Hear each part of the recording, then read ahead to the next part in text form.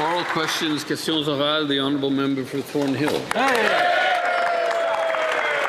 Mr. Speaker, this morning I'm sure every member of this House was devastated to learn of a Toronto police officer who was shot and killed in the line of duty. We grieve alongside his family, his friends and colleagues, the colleagues of Constable Mark Pinizzotto, an 18-year veteran of the force who served his city with courage and devotion until his very final moments. His loved ones and the men and women in uniform right across this country who put their lives on the line every single day, to them our gratitude is beyond measure. Mr. Speaker, in the wake of this tragic loss, will the Minister of Public Safety please update the House on the government's response? The Honourable Minister of Public Safety. Mr. Speaker, I'm heartbroken in hearing the passing of Officer Mark Pinizzotto. I was able to connect with the Toronto Police Chief, as well as the Toronto Police Association, as well as the Mayor of the City of Toronto, in expressing our profound grief and condolences to the people of Toronto and to all those who serve on the front lines. Today's a day for all of us to come together and cherish those who serve us each and every day, risking their lives. To the families who sacrifice every day with the hopes that their member will go home, I pray for them. I pray for all those in law enforcement. I pray that the Constable Pinizzotto's family have the peace that they need to go through this very difficult time.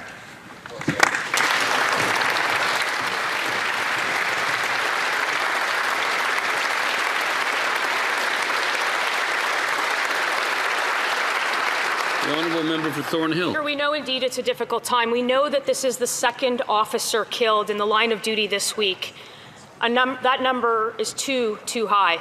Constable Pinizzotto was executing a warrant linked to several shootings, including one targeting the U.S. consulate in Toronto. With an attack on a diplomatic mission on Canadian soil, a police officer now dead, and a suspect at large, can the minister please tell this House whether security agencies are engaged and what the government is specifically doing to support the investigation and keep Canadians from coast to coast safe? The honourable minister. Mr. Speaker, from the outset, our INSET team, as well as the RCMP personnel and senior leadership, have been fully engaged in this investigation. They've been supporting the Toronto Police Services, including deploying 2 special task forces in order to support the investigation as it unfolds. The work of the Toronto Police Service, part of the collaborative efforts of all of our law enforcement agencies in order to ensure the safety and security and national security interests of Canadians, is paramount, and we will work in collaboration to ensure that we get results and we support those in frontline policing. The honourable member for Calgary East. This Prime Minister stuffed his face with $17,000 of salmon on just 3 taxpayer-funded flights. That's as much as a family will spend. So just in the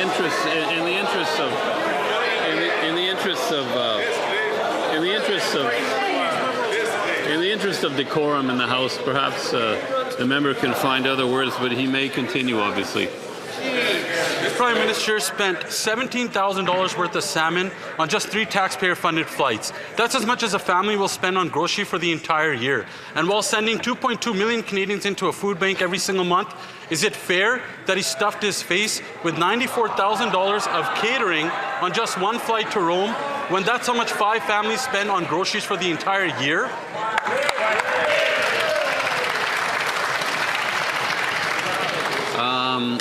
The Honourable Government House Leader. Mr. Speaker, and people wonder why people look down on the antics in this House of Commons. I'm sorry, that was a bit loud. That was a bit loud. Let's try to keep the noise level to a certain level. The Honourable Government House Leader.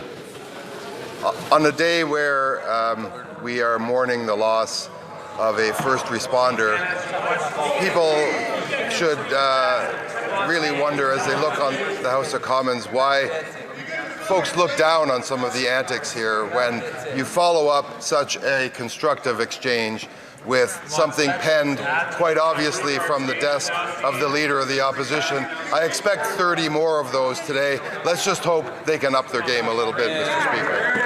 The honourable member for Calgary East. Speaker, there's no need to politicize the loss of the police officer. We're asking questions on behalf of the 2.2 million Canadians waiting in a food bank line because of failed Liberal policies. And now 40% of Canadians are losing sleep. But you know who's not losing sleep? The Prime Minister, who's fine dining on the taxpayer dime. Is it fair the Prime Minister gets to live lavishly on the taxpayer dime while sending more Canadians to the food bank every single month? Hear, hear. The Honourable Government House Leader. Mr. Speaker, as Canadians know all too well, we are in the midst of a trade war. We are in the midst of negotiating some of the most signal world events that we have seen in a generation, including 2 wars, one in the Middle East and one in Europe. Our Prime Minister is representing our country proudly on the international stage.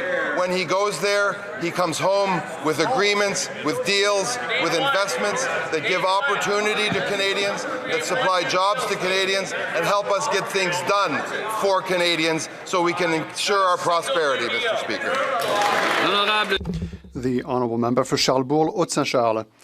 Mr. Speaker, when the Prime Minister left his position as chairman of Brookfield in New York to come to Canada, he forgot that he was no longer working for a private company but for Canadian taxpayers. Canadians are currently in the midst of a recession. They're paying more for everything. Millions are hurting, yet government documents reveal that nearly $1 million was spent on food on the Prime Minister's flights over just 14 trips. While families have to watch every cent they spend at the supermarket, does the Prime Minister really believe that spending $1 million on meals on government aircraft is a responsible use of taxpayers' money? The Honourable Leader of the Government in the House.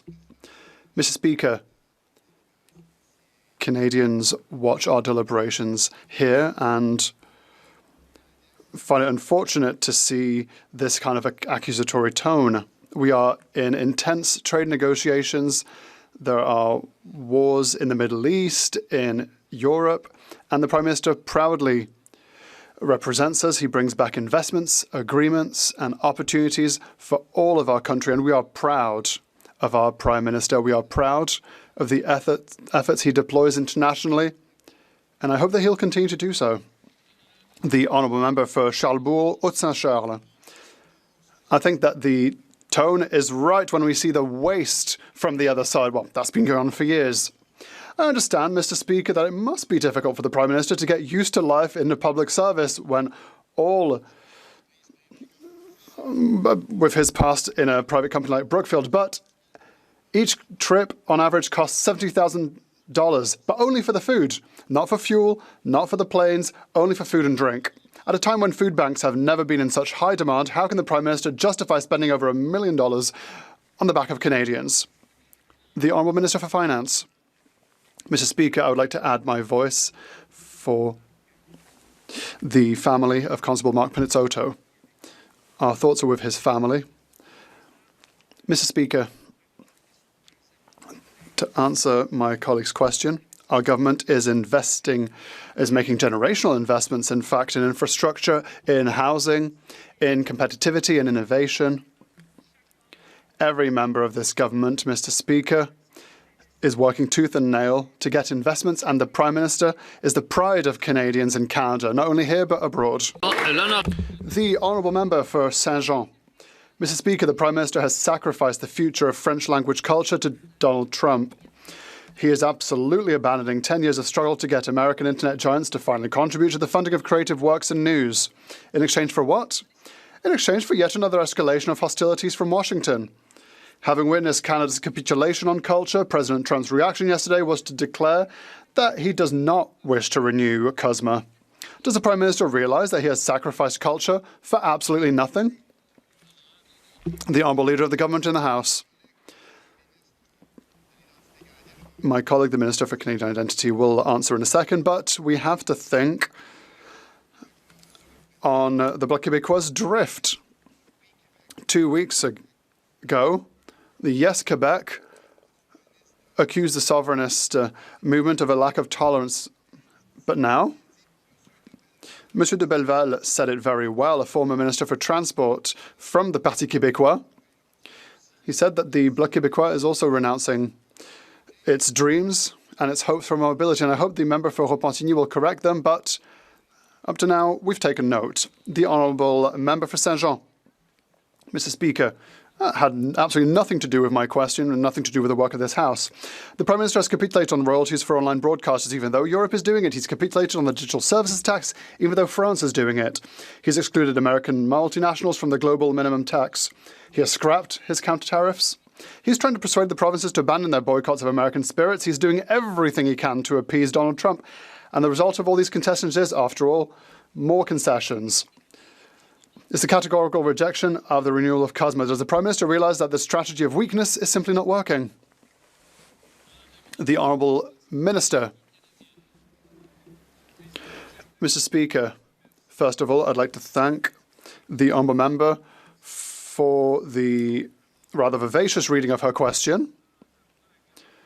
The Bloc Québécois just comes here to waffle on, but we are investing $700 million in culture. In the last press conference, I announced $600 million for culture, including in Quebec. And I also forgot $100 million for the export strategy so that our programs like TV5 Monde and Quebec shows can shine abroad. The Honourable Member for Drummond. Well, we don't say programme in French, but émission. Anyway, Mr. Speaker, whilst our media continue to lose millions in revenue, the Prime Minister has attempted to appease Donald Trump by ending a decade-long campaign by the cultural sector to ensure that web giants pay their fair share. The Americans' reaction? More threats from Donald Trump regarding COSMA. There's a Quebec filmmaker, Pierre Falardeau, and I don't think the Prime Minister knows him. He said, "If you lie down, they'll trample you. If you resist, they'll hate you, but they will call you sir." So, wouldn't the Prime Minister like to follow this advice and be called sir? The Honourable Minister. First of all, I'd like to thank my colleague across the way for the quality of his French. Mr. Falardeau was funded by the National Film Board. The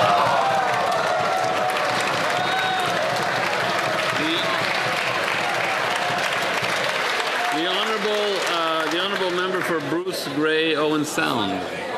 Mr. Speaker, the NSICOP Act mandates that it must be reviewed before October 6th of 2022. Unlike his response on January 29th, could the House Leader please provide the date the government intends to initiate the long overdue review of the Act? Further, will the Liberals support my motion which would establish a joint committee to ensure Parliament abides by this law? Hear, hear. The Honourable Minister of Public Safety. Mr. Speaker, let me thank my colleague for the question and the work that he's been doing as part of NSICOP. As you're aware, Mr. Speaker, it is a body of Parliament that ensures review of our security practices, and we look forward to the review that we will undertake starting this year. The Honourable Member for Barrie South Innisfil. $200 million. That's what Liberals gave a near-bankrupt company of well-connected Liberal insiders and family members for now 3 failed launches from a concrete slab spaceport. While Canadians pay for the most expensive science fair project in history, the only successful thing taking off are the bank accounts of Liberal insiders like Sasha Jacobs, who turned worthless shares of the company into a $1.8 million personal windfall after Liberals lit the fuse. Will the Prime Minister just admit that this was all about greasing the palms of well-connected Liberal insiders? Hear, hear. The Honourable Minister of National Defence. Mr. Speaker, our investments in Canada's space capabilities, the member will know, will translate into new jobs, stronger supply chains, greater industrial capacity, and a more resilient Canadian economy. We're taking decisive action to strengthen our security and sovereignty and to reinforce the resilience and long-term strength of the country. We're strengthening Atlantic Canada's industrial capacity, growing Nova Scotia's role in Canada's defence industry, and giving Canada the capability it needs to respond to evolving global security challenges while supporting long-term economic growth. The Honourable Member for Foothills. Well, that's no answer from the Minister. We got 30 more of those. I sure hope they up their game with the answers.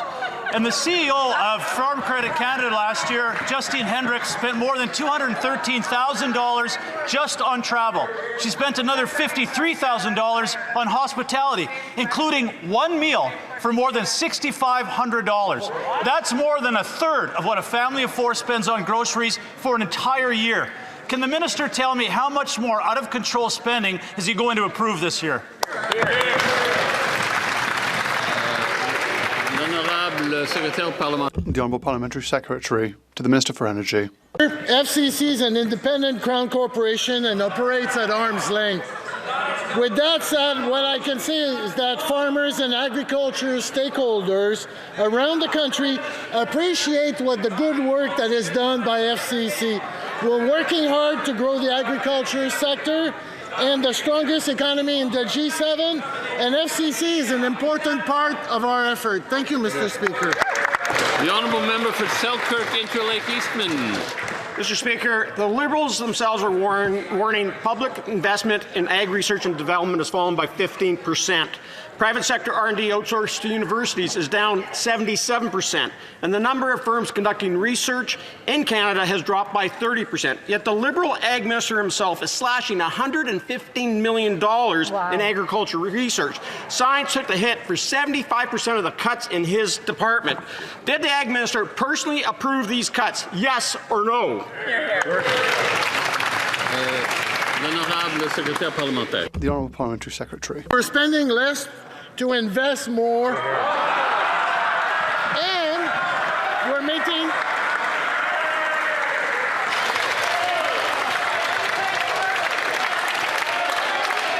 I don't know what the clock is at. I don't know what the clock is. Can you start the clock again? Okay, we'll start from the top. We'll start from the top. The Honourable Parliamentary Secretary. Mr. Speaker, we're spending less to invest more. We're maintaining our presence in every single province and remain the largest agricultural researcher in the country. Mr. Speaker, by streamlining research and development, we can build a strong, collaborative science system that supports producer, strengthen competitiveness, and position Canadian agriculture for long-term success. That's what we do, Mr. Speaker. The Honourable Member for Stormont Dundas Glengarry. Close to an answer, but now new documents reveal the Prime Minister spent $1 million on in-flight catering since taking office last year. That's enough money to feed a Canadian family for 55 years. And look at the list: luxury buttercups, creme brulee, Scottish salmon, smoked Gouda. With millions lined up at the food banks, will the Liberals agree to stop their luxurious in-flight catering bills? The Honourable Minister of Jobs and Families. Mr. Speaker, the Conservatives fail to recognize that when times are tough, what they really want is they want a government that will stand up for them. And in fact, that's exactly what we've done, Mr. Speaker, time and again, by cutting taxes for 22 million people, by making sure that people can have access to quality childcare for a fraction of the price, by making sure people can access training programs, by making sure the social safety nets are there for when people are facing job loss. These are all things, by the way, Mr. Speaker, the Conservatives vote against. If they really want to help Canadians, why don't they stop voting against them? The Honourable Member for Kamloops, Shuswap Central Rockies. Again, not even an answer, not even close to the question. All parties acknowledge that the salmon allocation policy must be aligned with the Housing decision, but while all Canadians have the rights to fish, the Minister keeps the public's lives and livelihood on hold, waiting for her to decide whether the public current allocation priority for Chinook and Coho before non-Indigenous commercial will be retained. Will she confirm today that this priority will remain? Honourable Minister of Fisheries and Oceans. Thank you for the opportunity for me to once again say that I have met with stakeholders in BC across all perspectives. We're working on the decision. There is space for recreational fishing, commercial, and the need for Indigenous harvesting. We will balance the decision. The honourable member for Halliburton, Kawartha Lakes. Speaker, Northern Indigenous communities paid the Liberal carbon tax when they bought their fuel in bulk. The tax has now been repealed, yet a year later these communities are still waiting for their refund. On what date will these communities receive their money? Just the date, please. The Honourable Minister for Northern and Arctic Affairs. Thank you, Mr. Speaker. We continue to work with Northerners on solving all of the issues in the North, including affordability, and we'll continue to do so. I'm happy to work with the member opposite on finding some solutions. Well said. The honourable member for Shefford. Mr. Speaker, the reform of the New Horizons programme is jeopardising community projects for seniors. Our organisations have 1 month to submit their projects, but in the meantime, Ottawa now requires them to register as a business, which can take up to 10 months. Furthermore, the criteria excludes small groups such as certain FADOCs and local farmers' circles whose parent organisation is registered, but they are not. Ottawa must give organisations time to comply and ensure that none are disqualified because of the new criteria. Will the government postpone its reform? The Honourable Secretary of State for Seniors. In April, we introduced changes to the New Horizons for Seniors program, including requiring a CRA business number. For most seniors organizations, this change delivers clear, fair standards that increases the program's integrity. And for organizations that don't have this number, Service Canada is available to assist all applicants. You know who else is available to assist applicants, Mr. Speaker? Members of Parliament. That's why we provided a session to all members of Parliament so that they could ask their questions, a session that unfortunately that member did not attend.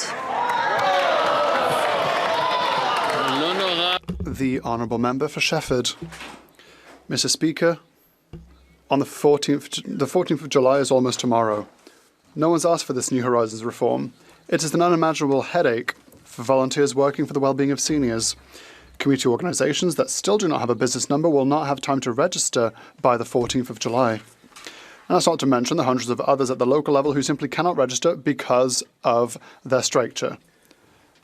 That's what we were told at the briefing. This reform is not designed to address the reality faced by organisations and seniors in Quebec. Will the government postpone this programme to prevent the new criteria from undermining seniors' projects? The Honourable Parliamentary Secretary. Mr. Speaker, prior to these changes, the New Horizons for Seniors program was the only grant in the Government of Canada that was not subject to these integrity measures. We are putting this program in line with all other grants and contributions across the Government of Canada, and by looking at the clock, I can see that it is June 11th. There is lots of time for organizations, and we are there to help them, and we will make sure that they have what they need to apply for these programs, because we want nothing more than to ensure seniors have access to the important programs that prevent social isolation. Thank you. The honourable member for Lévis-Lotbinière. Mr. Speaker, the auto train is a right old pain. It's a perpetual burden on the shoulders of future generations. Yesterday, the Transport Minister opened the door to cost overruns.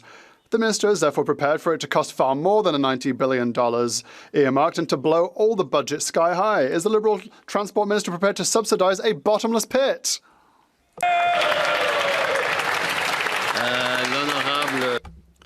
The Honourable Leader of the Government in the House. The answer is no. And it will continue to be no. The Honourable Member for Mégantic-L'Érable-Haute-Binière. That's not even an answer, Mr. Speaker.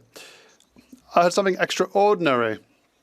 Why have the Liberals deregulated the New Horizons for Seniors programs just days before its launch in 2026? They're changing the rules. They're making it impossible for organisations to apply for a grant. I've received about 10 letters of complaint from farmers' associations and seniors clubs. Will the Liberal create a programme to help our seniors apply to the New Horizons for Seniors programme? It's completely ridiculous, Mr. Speaker. Let's see what the members will say to their constituents back home.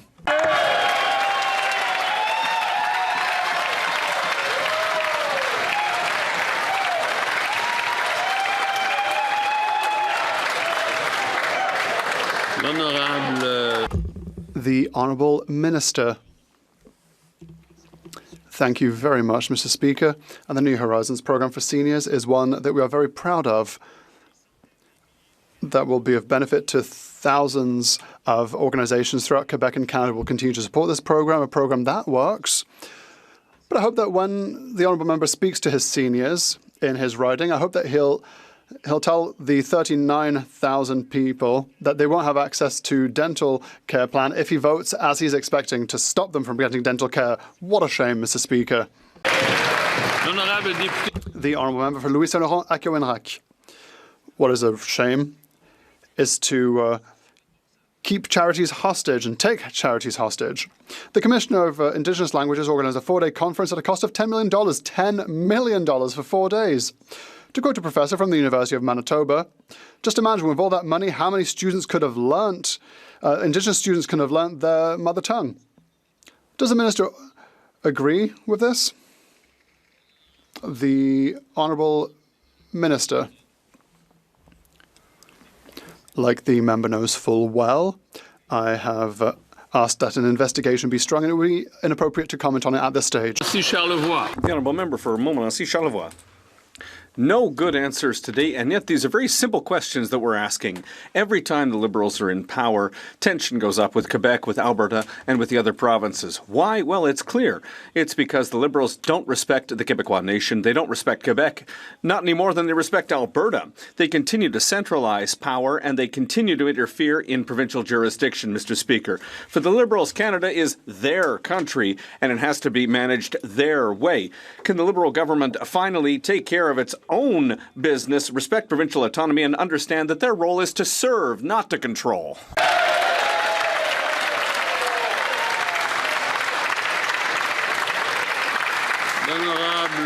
The Honourable Minister. Well, Mr. Speaker, the things that we hear in this House, respecting the Quebecois nation, where was he, Mr. Speaker, last Tuesday when, with the Premier of Quebec, we announced $10 billion for infrastructure in Quebec? Where was he? The only place, Mr. Speaker, where you see Quebecers is where they can take money away from Quebecers that they need from infrastructure, to take away $3 billion from Quebec for the tramway, to take away TGV for Quebec that's going to lead us into the future for decades to come.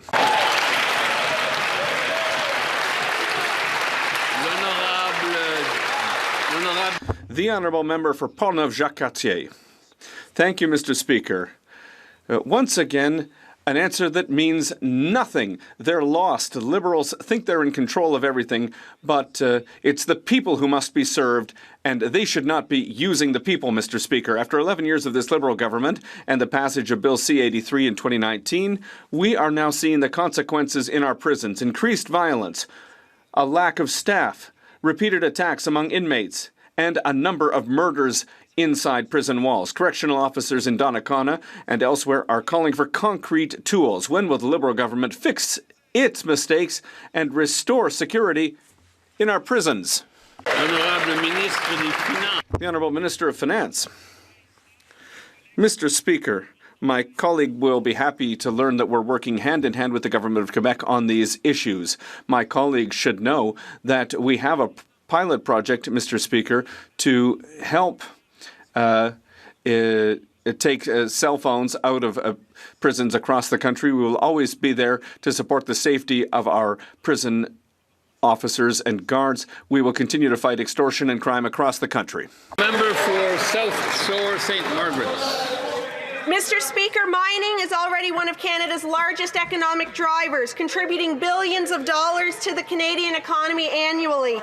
But the sector is experiencing a labour shortage right now, needing 250,000 new hires over the next 10 years. Can the Minister of Jobs and Families please update the House on a national announcement that was recently held in my riding of South Shore St. Margaret's about what's being done to ensure that Canadian workers can take advantage of these generational opportunities? Thank you, Mr. Speaker. The Honourable Minister of Jobs and Family. Thank you very much, Mr. Speaker, and thanks to that member for her hard work and her advocacy to bring the mining industry together to ensure we have the skills that we need for today and for tomorrow. Yes, this alliance is launched with great fanfare from the industry, praising the Government of Canada for taking action to make sure that skills that are taught are aligned with what the industry needs. This is how you build Canada strong, Mr. Speaker. The honourable member for Niagara West. Canadians with documented, serious and permanent COVID-19 vaccine injuries have been waiting years for help. A government contractor was hired to provide that help. The government contractor got $54 million for little to no results. 2/3 of that money went to administration and overhead. Only 252 out of tens of thousands of vaccine-injured people were given any help at all. Mr. Speaker, on what day are the victims going to get their money? The Honourable Parliamentary Secretary to the Minister of Health. Thank you, Mr. Speaker. I thank the member for that question. The allegation against the previous vendor for the vaccine injury program was absolutely unacceptable. That's why we brought the administration of the program internal to ensure money is expended appropriately. And we've directed Public Health Agency to bring the program, to audit the program, to ensure our dollars are spent correctly. And we look forward to working with members across the House to make sure vulnerable Canadians are looked after. Thank you. The honourable member for Ponoka-Didsbury. In 2020, the Liberals demonized law-abiding gun owners and banned over 2,500 models of firearms. Yet since then, violent crime and gun smuggling has only increased. Now the Supreme Court of Canada has slapped the Liberals' wrist by extending their own hardline amnesty period on their ridiculous gun grab. Since the Prime Minister loves off-ramps so much, will he take this one and abandon this billion-dollar boondoggle that even his own public safety minister admits doesn't work? That's right. The Honourable Minister of Public Safety. Mr. Speaker, our government's decision to extend the amnesty order respects the judicial process, and it provides greater certainty for firearm owners across Canada. To date, over 142,000 firearms have been declared, and firearms owners have already begun making appointments to drop off their prohibited weapons. We'll keep working to keep communities across Canada safe, Mr. Speaker. The honourable member for Edmonton West. Mr. Speaker, it's been well over a year since this Liberal government received evidence that federally funded infrastructure projects were using illegal and trafficked labour, violating funding agreements and leaving legitimate trades workers on the sidelines unemployed. The Liberal response since then? Crickets. So when will the Liberals stop funding projects that are using illegal trafficked labourers, instead ensure the work goes to legitimate Canadian trades workers? The Honourable Minister of Housing and Infrastructure. Thank you, Mr. Speaker. I just want to assure the members that the Canada Infrastructure Bank and the infrastructure investments we make as a country follow the Canadian Labour Code. Thank you. Hamilton Trail, Eagle Creek. Mr. Speaker, a serious question that deserved a serious answer. Buried in the Liberals' omnibus budget bill is yet another ministerial power grab. Cabinet gives itself more powers to award contracts while allowing themselves to muzzle the very watchdog, the procurement ombudsman, that is meant to monitor them. Why are the Liberals rigging the rules so they can hand out contracts without anyone watching?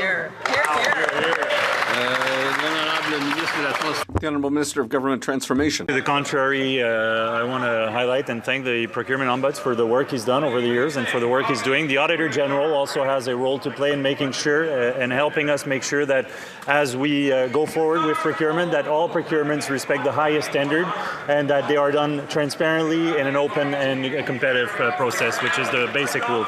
The Honourable Member for Edmonton Northwest. In 2020, the Liberals told chiefs they would make First Nations policing an essential service with new legislation and expanded service to number of communities served. 6 years later, nothing. And we hear every week from First Nations on how their people are dying because of these broken promises when it comes to safety. On what date will the Liberals table that policing bill and keep their promises for once? The Honourable Minister of Public Safety.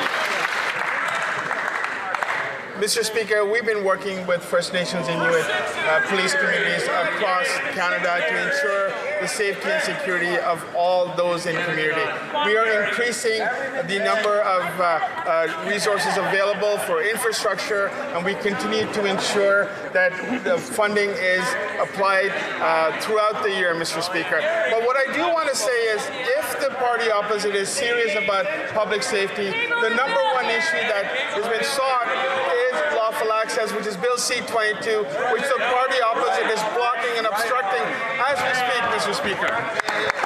The honourable member for Prince George, Peace River, Northern Rockies. Again, Mr. Speaker, another non-answer. Joseph Murdoch Flowers, Executive Director of the Community Food Centre in Iqaluit, said this week, "We have seen our daily meal count go from around 58,000 in 2022 to almost 91,000 last year. They've served 37,000 meals so far this year in a town of 7,500 people. The Liberals have been in power for 11 years, yet 58% of people in Nunavut live in food insecure households. After 11 years, does the Prime Minister really think Nunavut has never had it so good?" The Honourable Minister for Northern and Arctic Affairs. Thank you, Mr. Speaker. We know that a food subsidy alone will not solve the food insecurity issue. right. That is why we have been working to engage 124 of the Nutrition North communities to ensure that we work with them to find the solutions for their communities. What we're working towards is moving from a food subsidy to a food economy. That means a whole of government approach, and I continue looking forward to working with the member opposite to finding solutions. Honourable member for Kitchener Centre. Thank you, Mr. Speaker. Another non-answer. This Liberal government says that they're making affordable for everyday Canadians. If this is true, can the minister please stand up and explain why seniors make up the fastest growing group in the Waterloo region facing homelessness? And the wait list for individuals needing affordable homes over 55 in the region has increased by 700%. The Honourable Minister of Jobs and Families. Mr. Speaker, yet another question from a member of Parliament that continually votes against the very things that would help with housing and homelessness. Things like an investment in Ontario, $3 billion through the National Housing Strategy. Guess what, Mr. Speaker? That member votes against these things. If that member really wants to help people who are suffering from housing scarcity, what she should do is stop voting against the things they need. The Honourable Member for Nanaimo, Ladysmith. Mr. Speaker, my colleague asked a serious question and she deserved a serious answer. Now, the position of Canada's independent ombudsman for responsible enterprise has sat vacant for a year. Open cases have stalled, and as a result, victims of modern slavery and exploitation are blocked from justice. Can the minister tell this House when the date of when this important position will be filled and by whom? The Honourable Minister of International I'd like to Trade. thank the member opposite for that very important question. The National Contact Point does amazing work to make sure that our supply chains are protected against forced labor, and we'll continue making sure that they do the diligent work. In terms of the core, we'll make a decision in due course. Thank you, Mr. Speaker. For Elgin, St. Thomas, London South. Do any of the ministers over there know their files? Mr. Speaker, telecom coverage maps rely on industry claims, but in Elgin County and across southwestern Ontario, these maps do not reflect actual service, with persistent dead zones in areas where companies claim full coverage. What precisely is the industry minister doing to ensure that rural Canadians are getting the cell service they're paying for? The Honourable Parliamentary Secretary to the Minister of Industry. Thank you, Mr. Speaker. We know this, for this government, rural connectivity is very important and affordability is very important. That's why cell phone rates, the average cell phone rate has actually gone down 43% over the last 3 years, while companies continue to invest in their infrastructure. We work hard with these companies and through the CRTC to make sure investments continue, including in rural Canada. Thank you, Mr. Speaker. The Honourable Member for Spadina Harbourfront. Mr. Speaker, the eyes of the world are on Canada today as the 2026 FIFA... The honourable member for The honourable member for Spadina Harbourfront can start from the beginning. From the top. Mr. Speaker, the eyes of the world are on Canada today as the 2026 FIFA World Cup kicks off. This tournament is a once-in-a-generation opportunity. My downtown Toronto riding of Spadina Harbourfront is set to host matches, the Canadian FIFA World Cup opening celebration, and the FIFA Fan Fest at the Bentway. Toronto is proud to welcome the world. Can the Secretary of State for Sport tell us what this historic moment means for Canadians? Secretary of State for Sport. Thank you so much, Mr. Speaker. What an extraordinary moment we are at in sport in Canada. We are so proud and excited to be co-hosting the 2026 FIFA Men's World Cup with Mexico and the United States. Mr. Speaker, tomorrow Canada will play its first ever FIFA Men's World Cup match in Toronto against Bosnia-Herzegovina, Mr. Speaker. It will inspire countless young Canadians. It will bring $1 billion to our national revenue, Mr. Speaker. It will be watched by 5 billion viewers around the world, Mr. Speaker. Sport is one of Canada's greatest nation-building projects, and we are so proud to be hosting the world's biggest event this year. Go, Canada, go! The honourable member for Cloverdale, Langley City. The honourable member for Cloverdale, Langley City. The Liberals want to make it easier to hide information from Canadians by no longer allowing government emails or text messages to be part of an information request. Wow. Even the Independent Information Commissioner is opposed. Will the President of the Treasury Board reverse this proposal and defend Canadians' rights to know? The Honourable President of the Treasury Board.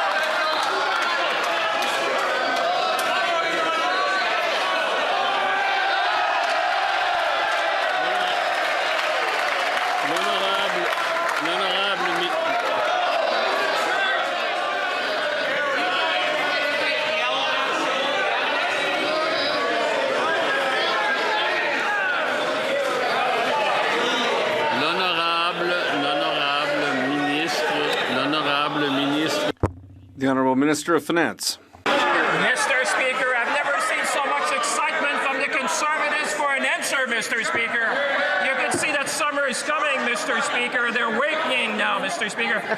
Mr. Speaker, the question is very serious, and I can assure the member of this House and all Canadians watching that we have some of the strongest law when it comes to government information and disclosure, Mr. Speaker. We believe in an open government. We believe in providing information to Canadians, and Canadians should be reassured that we have some of the strongest law in the G7. Member for Wellington, Halton Hills North. Mr. Speaker, perhaps somebody on that side over there can answer this question. For weeks, the Prime Minister and government ministers have insisted that strong measures are already in place to combat the importation of products using forced labor from importation into Canada. If that's the case, then why did the government give the House notice that it's going to introduce a bill entitled An Act Respecting the Prohibition of the Importation of Goods Produced by Forced Labor?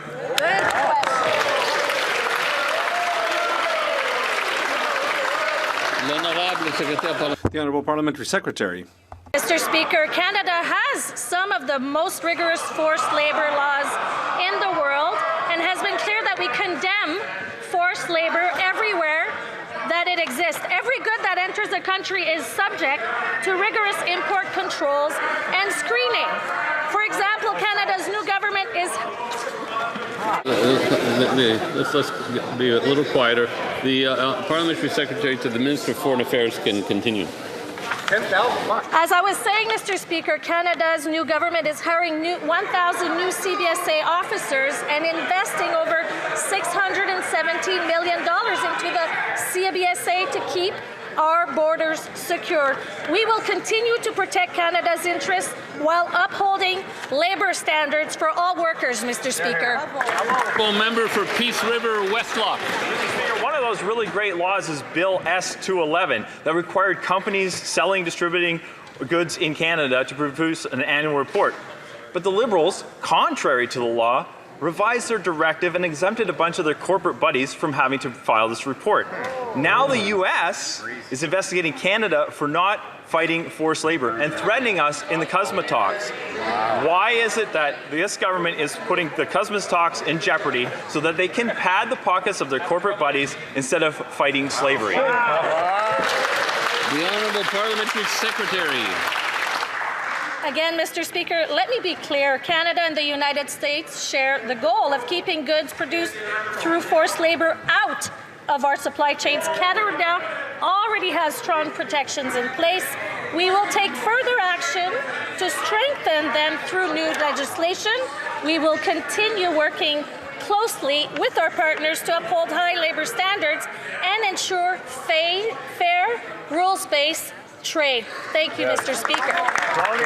Honourable member for Peterborough.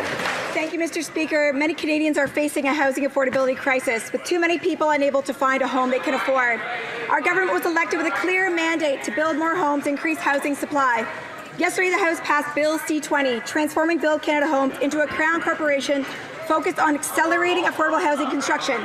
Would the Minister of Housing and Infrastructure explain how this legislation will help make housing more affordable and accessible for Canadians? Great question. Minister of Housing and Infrastructure. Thanks, Mr. Speaker, and thanks to the member from Peterborough for her great question and her great work in the community. Yesterday was a great day for affordable housing, despite the opposition of members opposite against affordable housing again. The government has passed the Build Canada Homes Act here in this House. This brings us one step closer to getting affordable housing built. Build Canada Homes becomes a Crown corporation with the support of the Senate. We're looking forward to working with our senators to secure the bill's final passage through, get Build Canada Homes up and running and delivering affordable housing. The Honourable Member for Thornhill. Mr. Speaker, for the last 45 minutes, Canadians watching at home know that this is not answer period. They don't have a single answer, and their ministers are out of their depth. Some were reading off their cell phones, and the President of the Treasury Board is still flipping through his binder, looking for the answer to the question. But this is serious. Canadians at home are going hungry. Seniors are living on the side of the highway because they can't afford a home. When will this government reverse its disastrous policies that got us here in the first place? The Honourable Minister of Jobs and Families. Mr. Speaker, if you call feeding hungry kids disastrous policy, I'd like to introduce that member to some parents and indeed some kids in my riding in the town of Marathon. Mr. Speaker. Too loud. The minister. Yeah. Now that it's a bit quieter, the minister may continue. Mr. Speaker, if you'd like to talk about people who are fighting against Canadians, if you'd like to talk about disastrous policy would be pulling out the safety nets that this government has worked hard to put there for Canadians. When Canadians are struggling, you know what they don't wonder in bed? They don't wonder, what can we take away from my friends and neighbors? Instead, they say, how do we stand up for each other? How do we help people? How do we make sure kids are...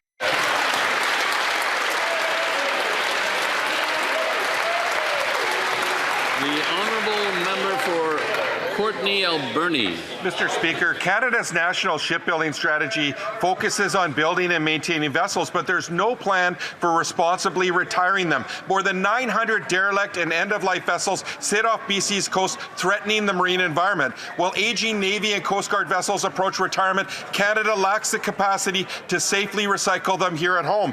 Will the Prime Minister finally commit to investing in dry dock infrastructure, world-class ship recycling facilities and regulations, and make ship recycling a core component of the national shipbuilding strategy? The Honourable Minister of Transport. I want to thank my honourable friend. Of course, ship recycling is a multi-billion-dollar worldwide industry and also an opportunity. And indeed, as the member points out, there are many derelict vessels, including many owned by the people of Canada. We will continue to work very hard on this file. I'm very well aware of the interest in the Port Alberni area in engaging in this industry. We are extremely interested with it, and I will be very pleased to continue working with the member on that issue. The honourable member for Rosemont-La Petite Patrie. Mr. Speaker, we already knew that the cost of acquiring the F-35 had skyrocketed from $19 billion to $28 billion. And now we've learned that on top of the 72 American jets, the Liberals are thinking about buying another 72 fighter jets, Gripens. So that would mean a potential fleet of 144 fighter jets. The questions are simple.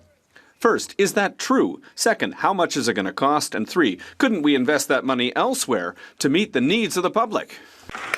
The Honourable Minister of National Defence. Mr. Speaker, we are proceeding with the acquisition of a new fleet of fighter jets for the Royal Canadian Air Force.